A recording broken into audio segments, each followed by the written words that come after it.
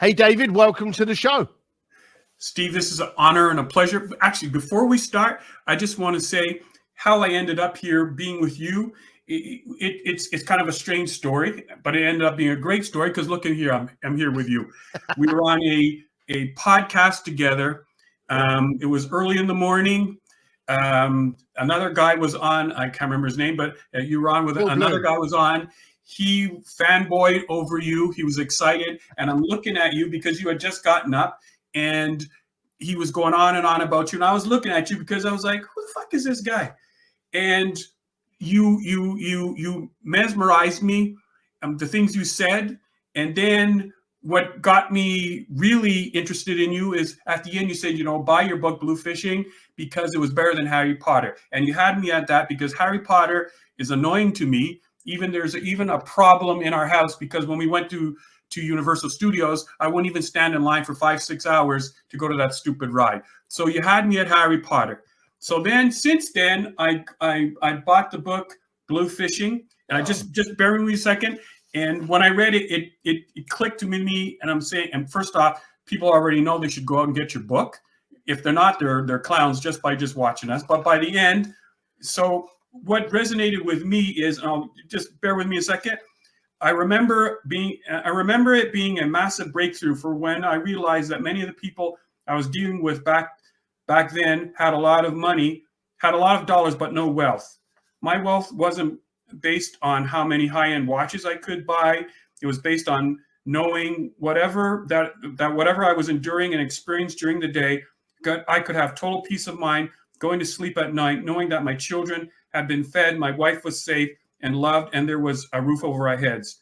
My wealth is simply that I am me. I look after those around me, and I love and support and have faith support and faith with those people. And the one other quote here: I don't want to go to my deathbed with any regrets. Regrets are hard to avoid altogether, but I think if I don't weigh nearly as much as the good things you do good for people, that's a good life. And once I read that, before I go any further, do I pass the chug test? Am I good? You're in. Okay. So I just want to get that. All right. So all that to say, I don't want to toot my own horn. That's what basically I hope to help with people. Through your book, it made me visualize more what my passion is, and my passion is to educate families and business owners about leaving a legacy. And that doesn't have to be about money, but it's also to have the conversation about their wealth, but also pass on their values of what it means to be a family and to prepare them for when they're not there. All that to say, I'm David Edey, author of Executor Help, How to Settle an Estate, Pick an Executor, and Avoid Family Fights.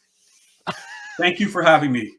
Yeah, this podcast is to promote you, don't you? And not my book. So but I'm saying it well, not just to promote me, because it resonated with me.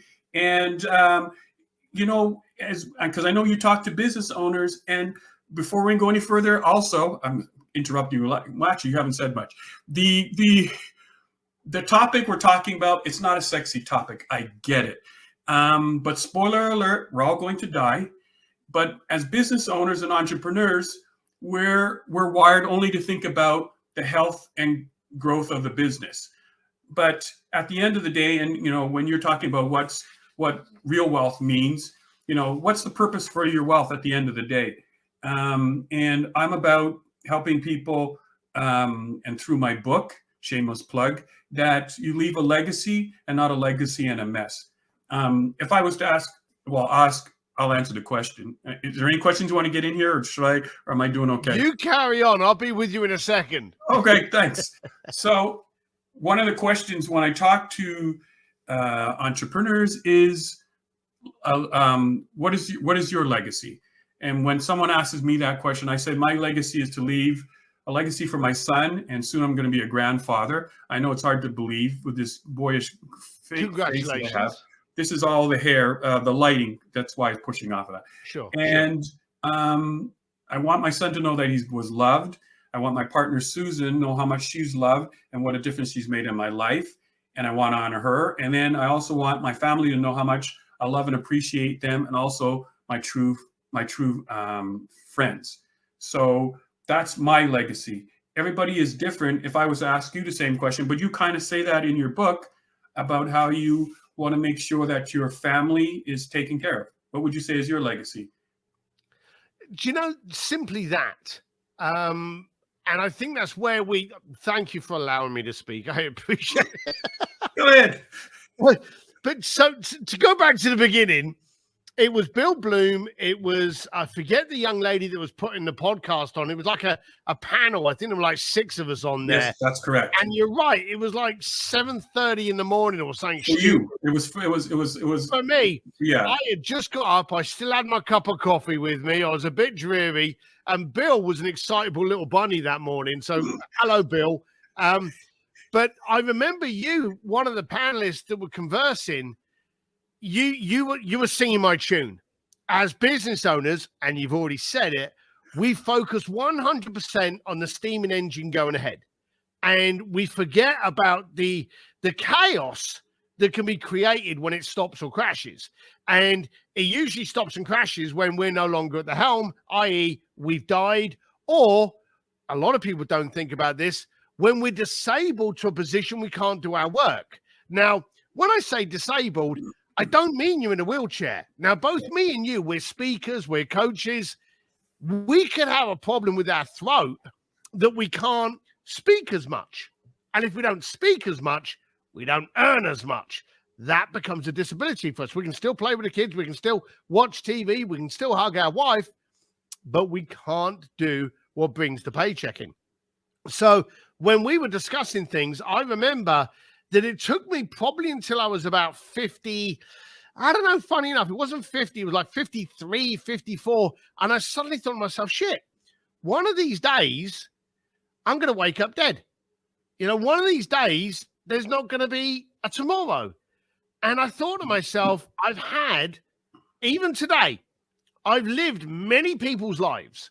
I have certainly lived full speed, had great experiences, can bore the shit out of anyone once we get up to the pearly gates that I hope I get up to, you know, and start telling my story. But I want to be able to have my last few visions of my family and not an envision of them in a panic mode going, how do we support ourselves? He's gone now. Where's the revenue? I'm not looking at it materialistically, but I'm looking at it with love and honor. I want my wife to be sad I'm gone, but not sad that the red letters are coming in for the gas bill, you know? And you were talking about it in a way that made sense. Why are so many people focusing on the business and not potentially the aftermath? Because it's 3 things. Either they avoid it, and they think that by talking about or having this conversation that they're pretty close to dying, or they procrastinate. It's not on the top of their list of things that they need to do. I'll get to it. Or they're apathetic. Some people, it's hard to believe, take the position that, well, you know, I'm dead. Let them worry about I'm not here no more. It's not my problem anymore. But that's the problem. And that's like one of the examples I use in the book is Tony Hsieh, who was the head of Zappos. Yeah. You know, in 2009, Amazon bought the company at $1.2 billion. He made about $214 million. 2020, he retires. In November of 2020, he dies 2 weeks before his 47th birthday in a house fire. His estimated worth at that time was $850 million. He had no will, no succession plan. What could possibly go wrong? So what the problem that a lot of, and I use that example because, you know, a lot of entrepreneurs may not be at that level, is that he left his family in a mess. And they're still trying to, even though they're still trying to get over his death, business owners, you need to stay away from leaving your executor and also your family members that are traumatized. You also want to leave them not to be disorganized. Let's break that down. Let's break that down for a second, David, because, you know, you're speaking you're speaking to what you feel is an educated community on your subject, and we're not. So you glossed over the fact that Tony has left his family in a pile of shit. Now, if he's the husband and he's died, he's single. Yeah. He's died. Why doesn't just the rest of his family just naturally inherit all of his wealth? Because he died intestate, which means he didn't have a will. And why I use him as an example, especially for business owners, is because of the size and scope of his estate. You know, and a lot of people, and let me back it up. The reason why he probably either avoided it or he procrastinated it, but it's not uncommon. There's probably about 137 million people between US and I'm here in Canada, and my book's written for both for Canadians and Americans. There's between 137 million US Canadians and Americans who don't have an estate plan or a will. So that's about 70% in both countries don't have a estate plan or a will. And it's those three reasons. They avoid it, they procrastinate, or they're apathetic. And my message is you need to, this is probably the biggest love letter or the biggest gesture of love that you can do for your family, is to organize your estate. Organize, think about the succession of your business. What's going to happen to you if you're not there? In Tony's case, you know, he passes away, everything's a mess. His family walks into the house. Actually, his brother and his father were finally named administrators. You know, the estate will be settled, but it's going to be several years, because when they walked into his house, it was reported there was over 150 Post-it notes on the wall with all business deals all written out. So now they have to track down what his estate is worth. His net worth. He's got he had at least 25 LLCs. And since then, when he passed away in 2020, there's probably been a multiple amount of court cases, because, you know, he signed contracts, he had agreements, payments were, you know, supposed to be sent. So it was a ripple effect by him not being there. So again, I use that example in the book because to blow it up, to say, you know, it doesn't matter how big your business is, the problems are going to be the same for everyone if you're an entrepreneur. If you're an entrepreneur, you haven't got a will, you don't have a succession. That's what you got there. Thank you. I appreciate it. What people don't realize is they think that once you've died, so do your problems. Well, they do for you, but they don't for the ones you leave behind. And for anyone that's now stepping in to go, well, okay, I need to sell up, you know, the assets, or I need to gain the assets.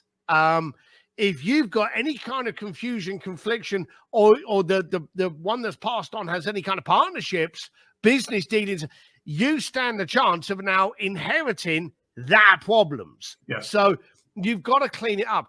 What's the number one thing that people should pay attention to? Just one. If someone was to take one thing from this, one thing they should do. They need to get themselves organized. And when I see by organized, I say, you know what? Stop procrastinating, stop avoiding the problem, and do something. And once you do that, you need to choose an executor, have a succession plan. But probably the most important thing that you can do is have the conversation with your family. There's three kinds of family. I have a friend who's a legacy planner, Cindy Aldridge, and she says there's three types of families. There's a family who won't talk about death and they avoid it. There's a family that says, oh, we've got a will and we all get along and don't worry about it. And then there's a family who have the conversations. They know how the generational wealth will be passed on. There's been conversations year after year, and it goes on. Now, the people who, and the majority of people take the quiz at my website, they are the people who they've had conversations, but they haven't had any conversations. They have a will. So they're letting the paperwork do the talking if they're not here. So that's where you have a surprise executor, or somebody finds out that they've been left out of the will, or this is, and at this time when I say this, a lot of people say, you know what, David, you're an idiot. My family, we get together at Christmas and Thanksgiving. Oh my God, you have no idea the sweet potato pie we have. unbelievable. We love each other. Let me tell you something. In my case, it took 7 years, 10 court appearances, and $50,000 to settle my parents' estate, and we had a will. We're 3 kids. It wasn't a large estate. You would figure if something's supposed to be split 3 ways, equal should be fair. Not for one of my siblings who remains nameless, and also out of mind in my anyway. Doesn't matter. But I don't want to bring the family business into this. But anyway, and since I wrote the book. And also one of the reasons I wrote the book, every time I would see some, talk about what I was going through or talk to clients, somebody would say, you know what? My family broke up because of this. The executor had problems. You have absolutely no idea how your family is going to behave when you're no longer here and there's an inheritance to fight over. You're seeing is that I'm leaving you a legacy. And the beneficiaries or the heirs, they see that as money coming to them.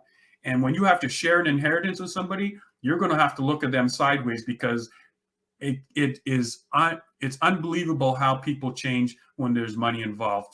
It's unbelievable. No, that makes total sense. One of the things that happened to me was when I paid attention to it and I had those conversations and I got a will and I actually spoke to my advisors and my legal team to actually put everything into place just in case.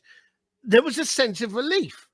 And I suddenly thought to myself, hang on, okay, good. If something happens to me, I know that's not going to be my last thought now because I've written it down. My wife knows where it is. My kids know where it is. My kids are not surprised. So there was a relief. I could now continue on with my life. And I noticed that as life gets on and as entrepreneurs get busier, we also get cluttered and we end up focusing on stuff, which, let's be serious, quite simply, some of the time can be trivial. We're just entrepreneurs. I'm so busy and we end up becoming busy by being busy. You got to focus on those things that create impact. And I've always said, if it doesn't move the needle, why are you focusing on it? This will move the needle.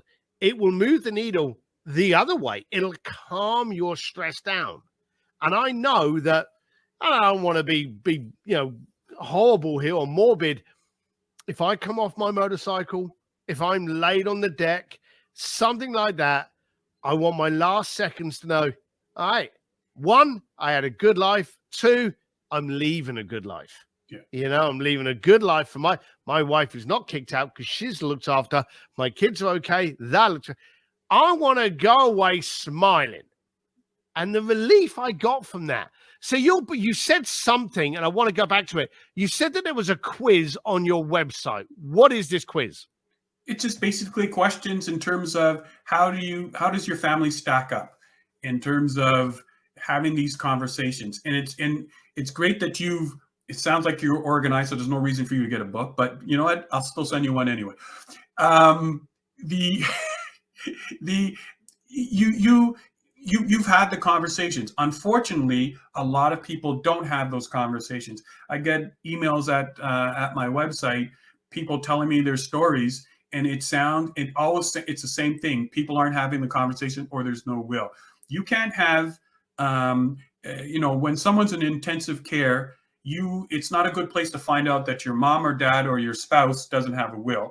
And I can assure you, you can't have a meaningful conversation when somebody's on a ventilator.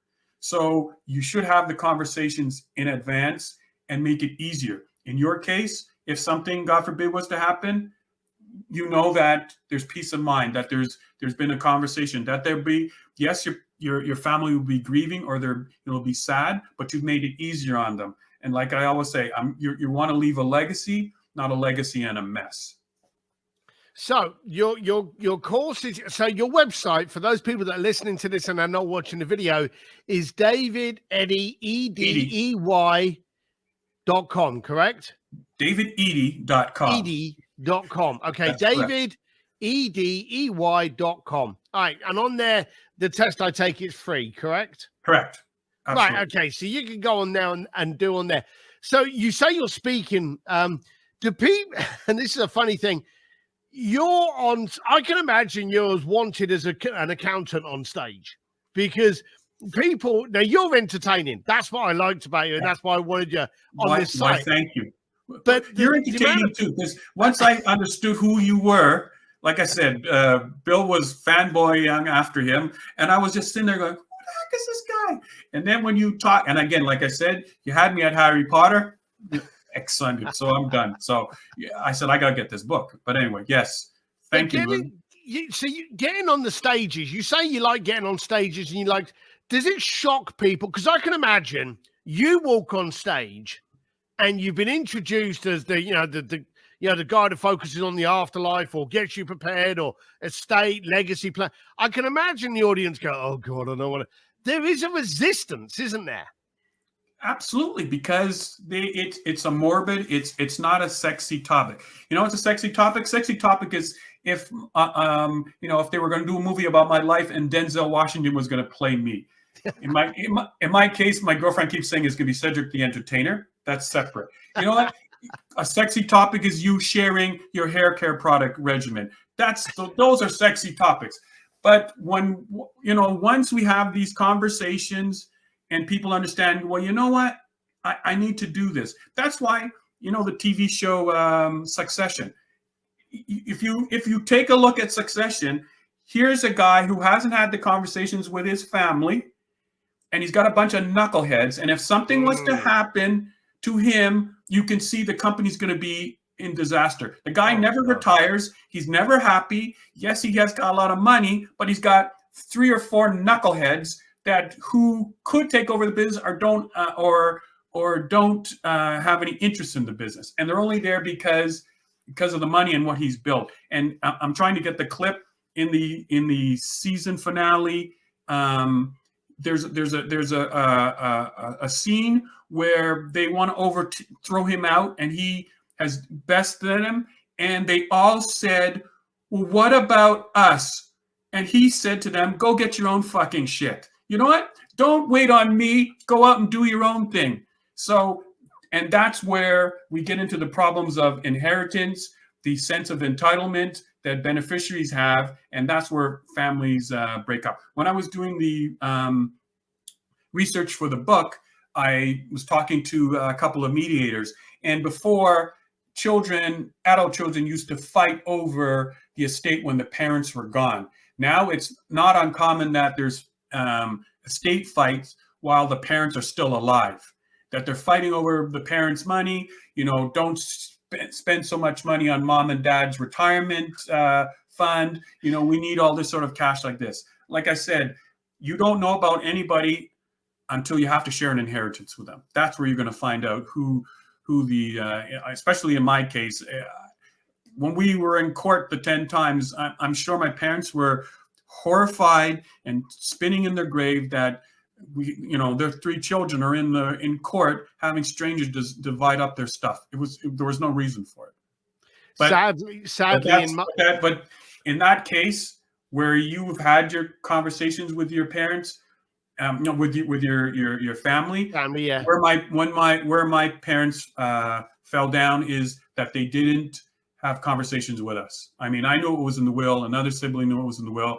A third sibling, who will remain nameless, they couldn't go along with fair being equal. Now there's a valid point. Just because it's in the will doesn't mean that it can't be argued. Correct. So how do you protect against that bit?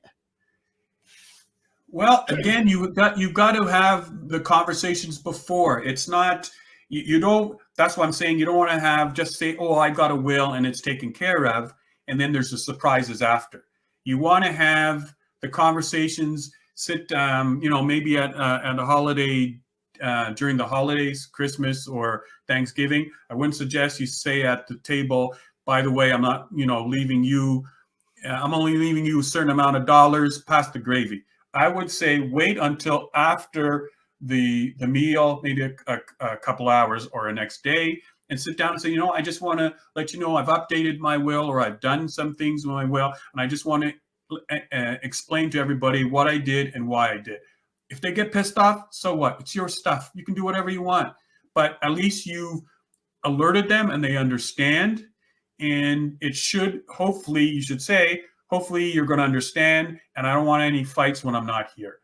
Again, people will say, "Oh no, we get along," blah blah blah blah. You have no idea how they're going to behave when you're not here. I've witnessed it way too many times, I'm afraid, within my clients. So what is the book called? Where do they get it? The book? Oh, well, I'll just hold it up just for. But if anyone's driving down the road, they can't see that. So okay, well, I know I was going to get to that. I was doing two things at once. Wow. Okay, so it's called Executor Help: How to Settle an Estate, Pick an Executor, and Avoid Family Fights. And it's available at all online retailers. All right, we're going to put that link in the bottom in the show notes. So if you need to find that, then just go back to actually what I could do is I will put a link, and I'll give a special link for instead of going to the online retailers, I'll have a special link where for a special price you can get the digital version and the audiobook version, which means you, for your listening pleasure, you'll get to hear me, and it'll be at a 50% off price off. That's brilliant. So, all right, so David's going to give us that link. We're going to put it in the show notes, so you're going to be able to get that great offer from him. I do urge you. You're putting a lot of energy and focus on your business.